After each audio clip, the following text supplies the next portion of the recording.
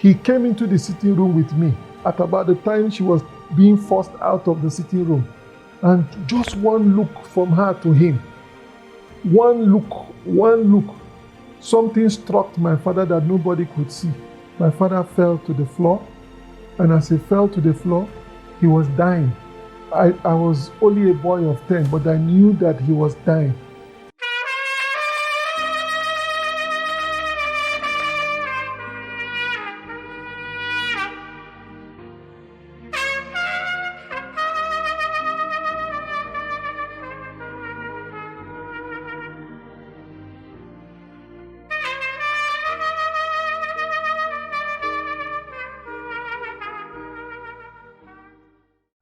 With my return back to the palace, my life experienced a dramatic transformation. In just 5 months of returning to the palace, I had been placed in private primary schools, and I had been taught how to speak English properly. I had completely lost most of the vices, if not all of the vices that I came with from the dunghill agro waterfront. I had begun to improve in my mannerism and in my behavior.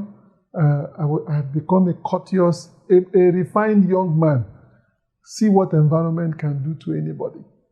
I was beginning to get accustomed to my new life, enjoying life in the palace.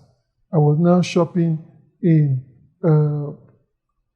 first-rate supermarket chains, and I was really enjoying my time in the palace.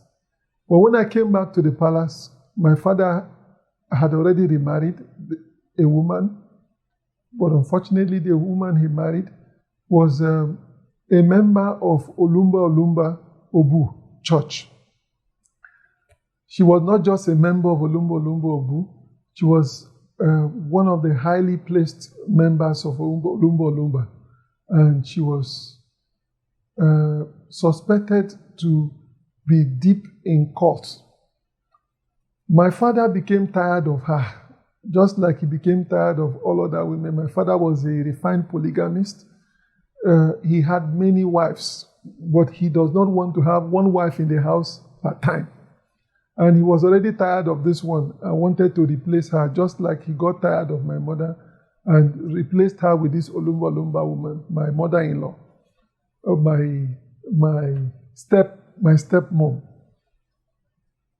He asked her to leave. She refused to go. She said, "I'm not going, and you cannot do anything to make me leave." And to enforce his will, he asked his sisters, who came from the village in a bus load. There were many of them, and they came to enforce her eviction from the house. They could not, as many as they were, they could not make her leave the house. They resorted to violence, and they began to physically try to throw away her things, and finally they carried her. While this was going on, I didn't tell you that my father has many medical and health complications. He was diabetic. He also had high blood pressure and had many medical conditions that were precarious for a man of that age. He was already about 56 at about that time. His doctors warned him never to smoke because he's a chain smoker, and he had been weaned off smoking for a while. So they asked him to stay off any kind of stressful circumstances that would make him go back to smoking. He was at home when they were enforcing that eviction, and it was a emotionally stressful time for him. My father forced me to go and buy a pack of cigarettes for him. I didn't want to go because we had been warned strictly not to comply if my father was to ask us. Under no circumstances were we to obey to buy cigarettes. But my father threatened me that if I don't, he would do many things that I would not want to even describe. So I obeyed my father and went and bought a pack of cigarettes for him. My father was smoking so many sticks at the same time in a chain. In the midst of all of this, the high point was his wife was about to be removed from the house. He came into the sitting room with me at about the time she was being forced out of the sitting room. And just one look from her to him, one look, Something struck my father that nobody could see. My father fell to the floor, and as he fell to the floor, he was dying. I was only a boy of 10, but I knew that he was dying. Blood was oozing out of both sides of his mouth and also both sides of his nostrils, of his nose. He was bleeding, and his house was on fire, and nobody cared. Nobody seems to realize he was struggling for life. I tried to call the attention of my aunties and my uncle.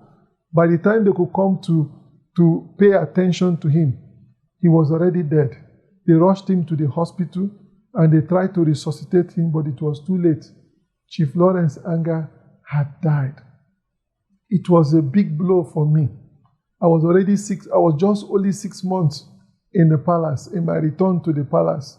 And now, my hero, my father, the one that I love so much, that I really wanted to become like, has suddenly died. His death changed my life again. It turned my life 360 degrees on the wrong side. And when we come back, I'm going to share with you the next milestone of my life. Stay tuned. Ladies and gentlemen, what a denouement, sad end to what should have been boisterous, happy, joyful enjoyment of life. Chief Anga died at 56. Listen up, all those sicknesses and diseases and health challenges that he had, you can guess where they all came from. You see, you join these people, they afflict you with all kinds of things, even habits that will destroy your life. The devil is wicked. The Bible says, how that God anointed Jesus of Nazareth with the Holy Ghost and with power, who went about doing good, healing all that were oppressed of the devil, every sickness, every disease. It's the devil. It's the devil. Don't play into his hands. Jesus is the deliverer. This is what this recording is all about. Chief Anga died. Where did his soul depart to? Dying under the circumstances that he died. This is the most fearful thing about life. Did Chief Anga give the eternal destiny of his soul any thought while he was alive? No, he didn't. God didn't play out at all in his life. Don't live that kind of life yourself. It was a sad end. Sadder still is to think or imagine where he is today. Because in actual fact, nobody dies. Nobody really dies. It's a change of address. You live time, you go into eternity. Only two destinations there. Be warned. You are not free to do as you like, as Chief Anga lived his life. Please do not forget to subscribe to this channel. The story of Boma continues. The happier moments are coming. Send this video to your friends and send us your comments. We want to know what you think about these videos we are sending out. Be a part of what God is doing. You also will be blessed. God bless you.